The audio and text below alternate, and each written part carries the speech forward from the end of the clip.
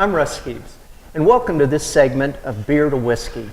This is one of our Big Jon and 5 segments where I've got Big Jon Richards here with me, our local beer expert here in Greenville, South Carolina, and we're coming to you from Barley's Tap Room on Washington Street in downtown Greenville, and I think I'm safe in saying that this is the oldest tap room in Greenville, correct? Correct. And so we're certainly happy to be here. Big Jon on these segments just picks out a beer that he thinks is worthy of our attention, and we just chat it up. So what do we have this week? We got Southern Tier's Pumking this week. We're going through some fall stuff, and I thought this would be a fun little intro to fall beers, if you will. It's actually a neat little market that a lot of people don't know, that pumpkin is the one uniquely American ingredient in beer. It's pumpkin doesn't grow in the old world.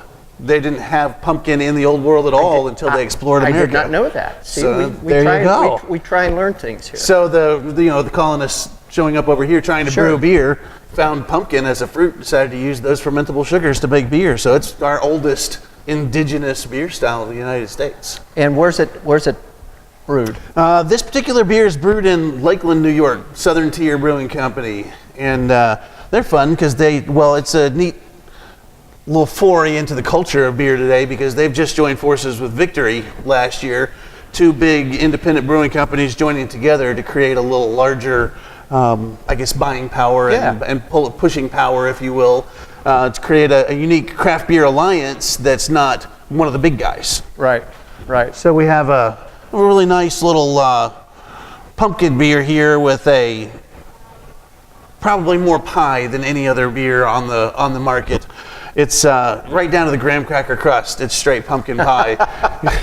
All the big meaty pumpkin flavors, the cinnamon, the spice, the nutmeg, and the allspice, and then a big Grammy bready backbone to it that really kind of draws it all together. And it is really a wonderful beer. It's a pretty sweet, pretty big beer at 8.5%, so you don't want to knock back 9 or 10 of them, but it really is a really neat pie forward example of what pumpkin beer can really be.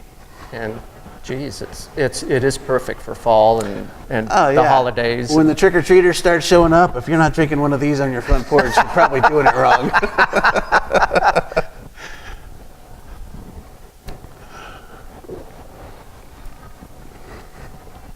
Wow, that is tasty. Yeah. It's rich and it's smooth, and you pull all those flavors without it getting heavy. It's not cloying, it's that real pumpkin pie flavor. Everybody this time of year, anybody that's got any kind of a beer selection has some sort of pumpkin beer usually. Oh, absolutely. But I have to say this is probably the tastiest one and the most complex one that I've had. It's interesting. This is probably the most user-friendly of the pumpkin beers, I think, just because of how clear the flavors are in it. There are a lot of beer drinkers, and I'm one of them, who I would drink one of these and I'm satisfied. I'm good to go. But there's some other pumpkin beers on the market that are a little less pie and a little more beer that I would sit down and drink more of. Sure. So, if you're brewing a big high gravity beer, you don't expect someone to sit down and have several of them. You expect them to have the one and go find something new instead of the floor. That's what you would expect them to do. Well, yeah.